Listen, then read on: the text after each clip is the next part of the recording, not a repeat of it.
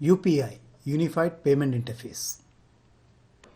So in the last video we saw the various payment methods for the recurring expenses, the low value ones. So let's say you wanted to buy a grocery from a person B. You could either pay by cash or you could pay with e-wallets, or you could also pay through IMPS.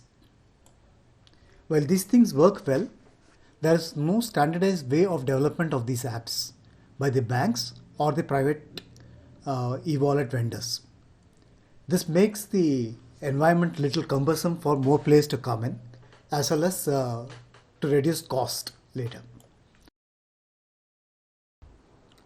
To make the payment more easier, the NPCI created the Unified Payment Interface, UPI in short. UPI is like a language which if the apps and the banks use, they can talk to each other freely. Today there are many apps which are built on the UPI interface, as well as there are many banks which are adopted this UPI interface. There are about 31 banks today which are adopted this. Apps which are built with the UPI interface can now talk to any of the banks. So you are not restricted to using the app which the bank gives. You could use any app that you would like and talk to any of the banks that have implemented the UPI interface. So let's say we use the Beam interface, Beam app, and through the Beam app you can talk to, say, let's say HDFC Bank, which is maybe your bank, right? And you can use the app to transfer from HDFC Bank to any other bank which has the Unified Payment Interface. It's not necessary that you use the Beam app only. You could use other banks, other apps also. For example, this is a PhonePe app, which is a private app. It's not sponsored directly by a bank, but it is backed by Yes Bank. So using this PhonePe app, you could again talk to your bank, which in this case may be HDFC Bank, and use that to transfer money from that bank to any other bank that you want. So now you see there is an app independence. You can use either the Beam app, the HDFC Bank, the Pockets or PhonePe, or any of the other apps which are UPI compliant. And you can talk to any bank that has implemented the UPI interface into their banking system. Okay. The only thing that you can't do is still do app-to-app talking. Right? So, for example, if your Pockets app and your PhonePe app, you can't talk to these two apps using the Unified Payment Interface. It is meant for an app to bank transfer, talking to each other, or bank to bank talking to each other using the Unified Payment Interface. To set up the UPI on your registered mobile phone, you have to ensure that your KYC norms in the bank are updated. Typically for the KYC norms, you will have to ensure that the registered mobile phone is updated. You have seeded your account with the Aadhaar number, as well as check whether the PAN number is correct. Best is to go to the bank and ensure your KYC norms are updated and are current. Once you do that, ask them to enable the internet banking, for which you will receive an IPIN, as well as enable the mobile banking, for which you will receive the MPIN. It is this MPIN that will be used in conjunction with the app to access your bank accounts from your mobile. Once you have done this, download the app onto your mobile phone, and most of these apps will ask you to choose the bank to which you have to link the account to. As a verification process, the app will ask you your debit card's expiry and month, as well as the expiry month and year, as well as the ATM PIN. Enter these, and once you have entered this, you will receive an OTP via SMS. OTP is one-time password via SMS. You enter this OTP onto the application and the loop will be closed fully. You are now set to use the application, UPI compliant application, access your bank and do transfers or any transactions using these. So what is the advantage of UPI, the Unified Payment Interface? Unified Payment Interface gives you a virtual payment address, in short called the VPA, and it looks like this. It is an ID that you can choose at the rate a bank name, and the bank name is typically given by the app itself. So if you choose an SBI app, it will be at SBI. If you choose an HDFC app, it will be at HDFC Bank. And those are generally fixed by the bank themselves or the application developer themselves. This ABCD is an ID that you can choose. So you download the particular app that you like, which is like it to your taste, into your registered phone. The phone has to be registered with the bank account. Okay. And fire up the app and then choose the bank name for which you want to download the accounts. The app will then talk to the unified payment interface, which will then talk to the bank that you chose. The bank will then send all the accounts that you hold in that particular bank, which are registered with this phone number. That is very key.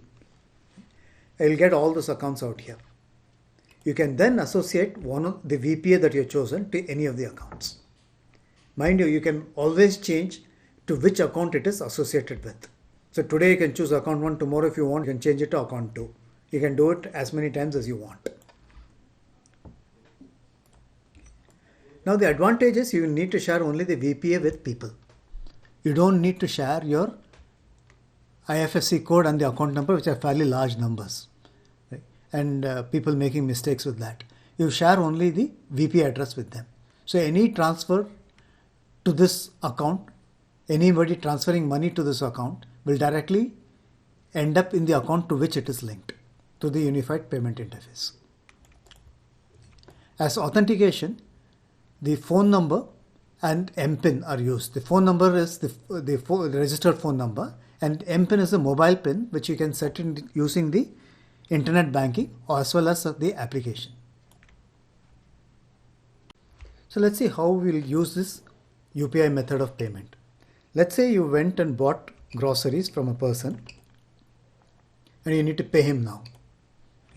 You can use the app that you like, which is UPI compliant, and ask the vendor his VPA address, his virtual private address, vendor at bank name. And all you have to do is use this ID and transfer money to his account, which goes through the UPI directly into his account. You didn't need to know his IFSC code and his bank account number now.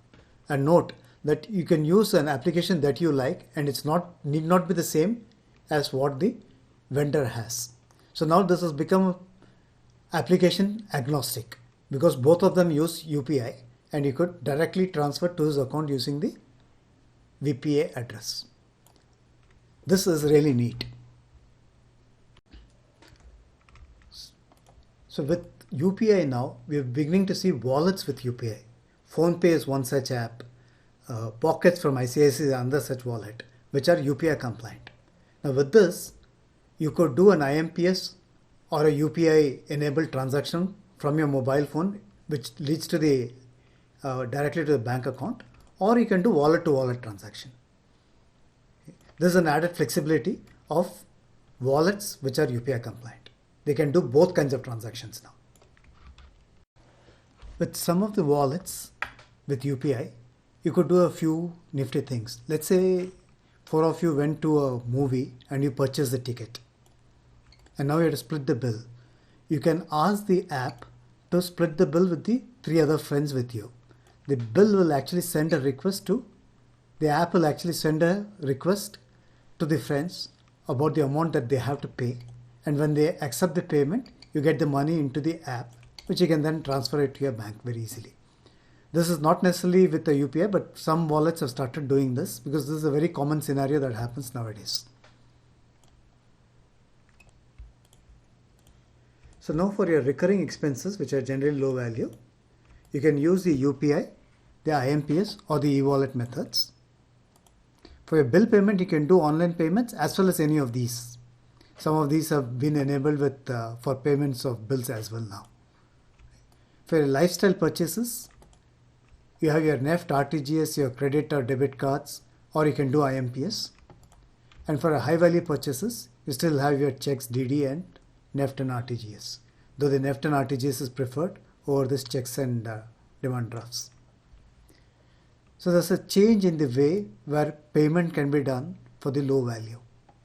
and with the availability of the app on a mobile phone and the advent of UPI and IMPS, things have become much more easier to pay. So with the UPI application, the account statements also become very readable. Let's say I received some money from ABCD who used an HDFC app to transfer money to me. So you can see it says clearly that the UPI was used.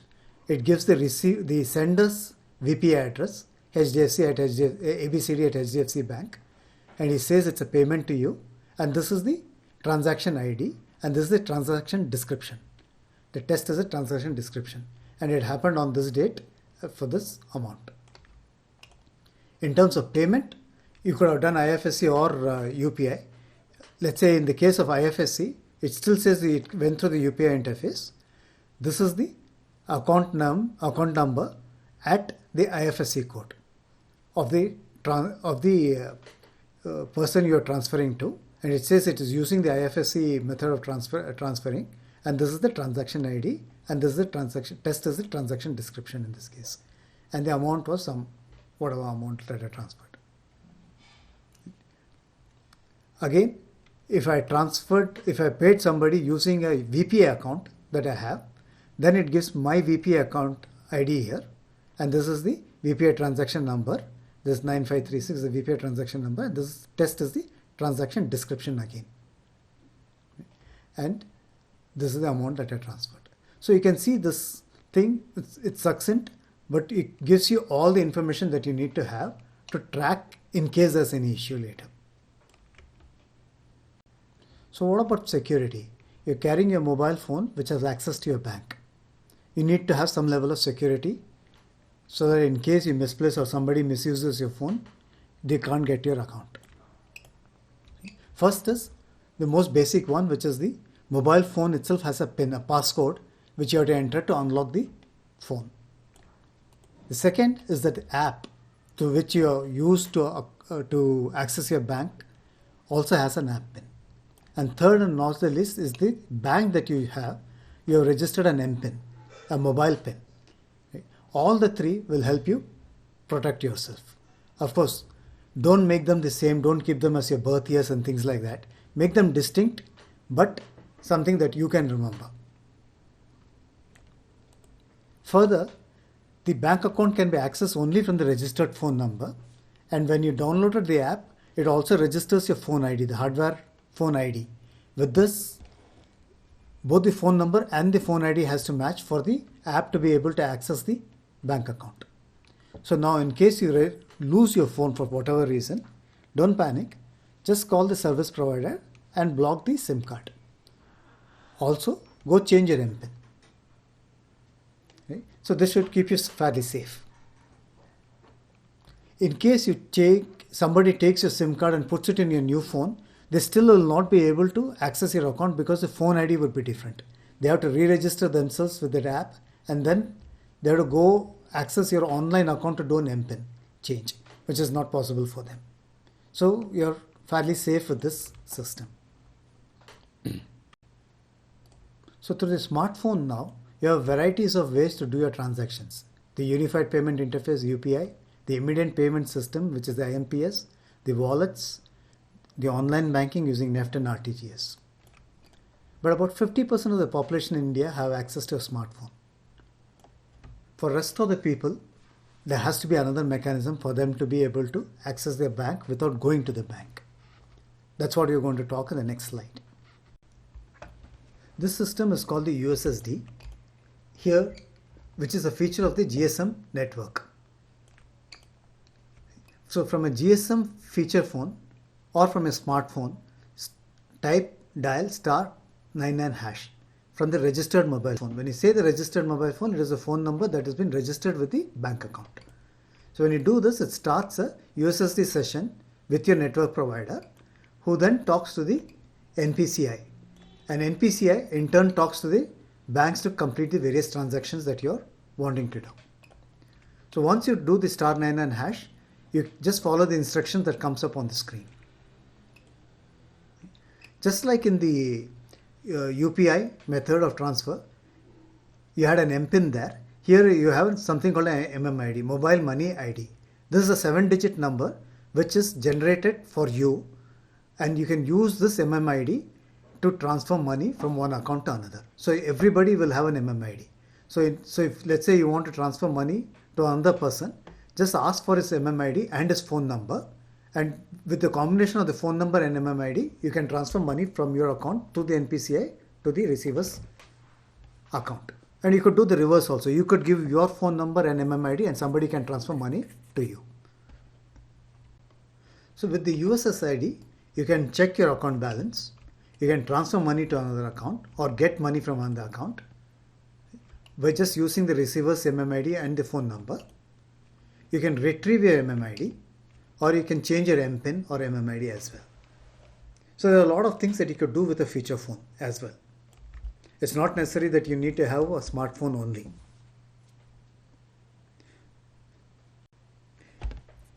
Thank you for watching this video. I hope we made some sense of the alphabet soup that we have: UPI, VPA, IMPS, NEFT, RTGS, checks, credit cards, debit cards, the whole gamut of things. This is just meant to be an introduction, and I'd appreciate if you would help others as well understand a little bit better. I hope this will encourage you to join the cashless world as soon as possible. Thank you once again.